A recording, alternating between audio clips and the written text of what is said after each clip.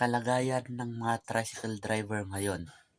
Bilad na bilad sila sa araw, nagsusumikap at nagtitiis sila sa ilalim ng tirik ng araw para lang makapaghintay, makapagtawag ng kanilang mga pasahero at para pag-uwi nila ng hapon, meron po silang maiuwi, maibibigay, maiaabot sa kanilang asawa at higit sa lahat para lang po meron din silang maibili ng kanilang mga kailangan tulad ng pagkain, mga gamit ng kanilang mga anak. Kaya yan ang trabaho ng tricycle driver.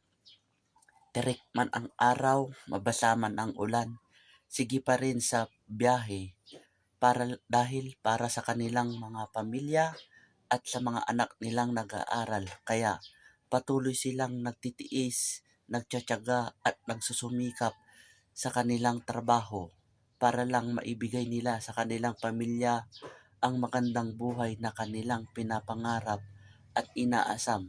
At ayaw po nilang maghirap ang kanilang pamilya. Kahit na danas na nila, ramdam na nila ang hirap at pagod, tuloy-tuloy pa rin sila sa pamamasada.